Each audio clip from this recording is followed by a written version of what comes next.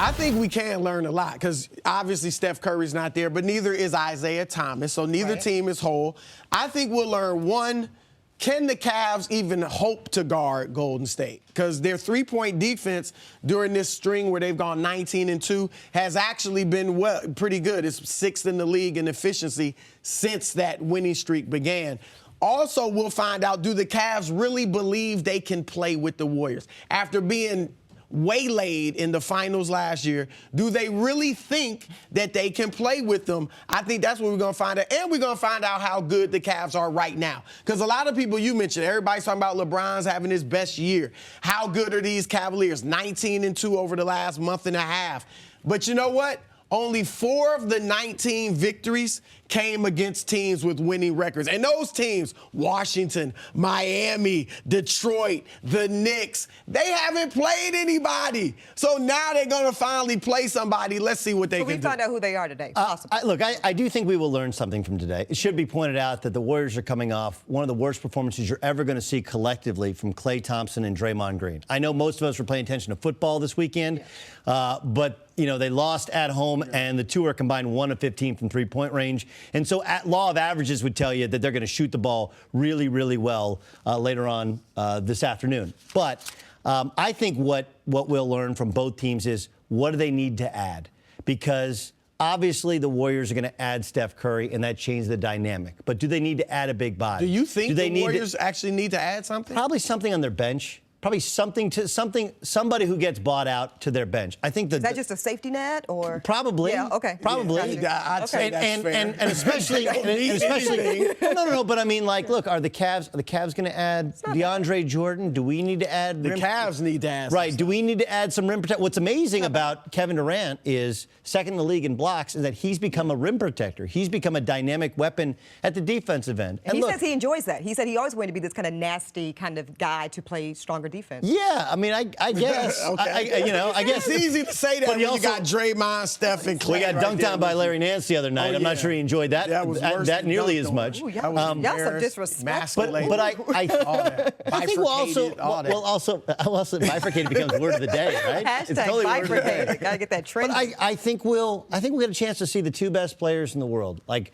obviously, I'm sitting in the seat, so I'm supposed to say something nice about LeBron. He's awesome. I have nothing bad to say about him. But I think that Kevin Durant currently is the best player in the NBA. Wow. Provocative. I was wondering if you go there. He's not the best all around. LeBron's still better all around, a better passer. But in this moment. But in this who's the moment, best player in the league? I would say that Kevin Durant is. I think that Kevin Durant he's more unguardable offensively, and he's become maybe not as effective defensively or on the boards, but he's a pretty effective defense player, whereas LeBron gets a little bit more credit defensively because he's super smart, and he's talking historically he's better than he actually is now in terms of his lateral movement and taking plays off. Look, neither team is complete. I do think the Cavs have a better overall roster, and regular season becomes more about overall roster. Postseason becomes your 5 best guys. Yep. But I think we'll learn a lot about what both teams might add at the end of the season, and we get to see who is the best player in the world as of today.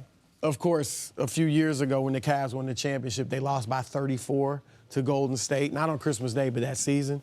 So don't put too much. Was that a little shade? Before we go? No, I'm just saying don't put too much into this game. I don't think you are. I think we can learn things, but if the Cavs blow them out, or if Golden State blows the Cavs out, it doesn't mean. I'll use last year as a guide. Last year, remember, in this game, the Warriors had a huge lead. Cavs came storming back and won like at the buzzer. Exactly. But if you actually watch that game, you're like, oh, the Warriors are a lot better than the Cavs. Doesn't really matter. And then the second game they played, the Warriors did in fact blow them out. And so if you watched kind of the meat of the game, you just thought the Cavs have problems because they don't have enough guys that can match up with Kevin Durant. They only have one guy, whereas opposed to the construct of the Golden State Warriors is they have guys that can guard LeBron. And now James. they have a few guys. They have a few. And listen, Green, they're going to get some more. Jay Crowder. So let's talk about additions. So we know Isaiah Thomas will be back at some point. Do you guys think, because the Cavs are doing pretty daggone good right now. Yes. Does he help or does he hurt this rhythm offensively? Well, look, he'll change the rhythm dramatically. And I disagree with something I heard you say last week, which is Kevin Love will be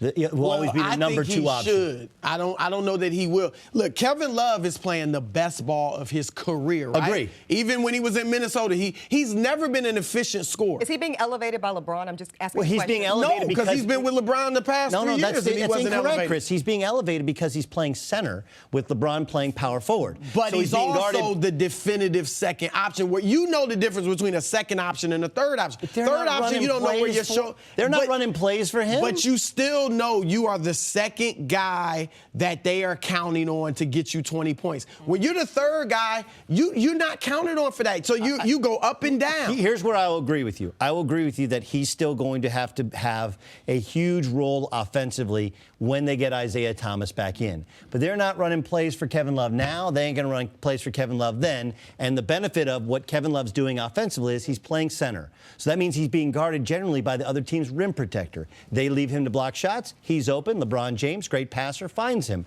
And that's the big challenge for Isaiah Thomas is going to be, fit into that. Will he fit into that? Will he find people? Because he needs the basketball to be Isaiah Thomas. And LeBron James is not used to necessarily always giving up the basketball. He has Kyrie Irving. Well, he has the Kyrie Irving, and I think that's the thought. Don't you think there'll be growing pains? There will be growing pains, and then defensively there'll be growing struggles. pains because you can't switch with Isaiah Thomas because he's tiny. Yeah. So there's some issues there. I do think generally they'll be better, and because Kevin Love can continue playing center, I think the issues will be more at the defensive end than it will be anywhere else, and that one of the reasons Isaiah Thomas was able to really thrive in Boston was they were able to create mismatches at the end of the shot clock with pick and roll. That's not really how Cleveland plays. Cleveland's more ISO-oriented, and unless it's going to be LeBron and him pick and roll, I don't see it necessarily being nearly the same or as effective as he was when he was in Boston. Thanks for watching. Subscribe here to get the latest from the show. Also, be sure to check out more of the best clips from First Things First, or go watch a few segments from our other shows on FS1.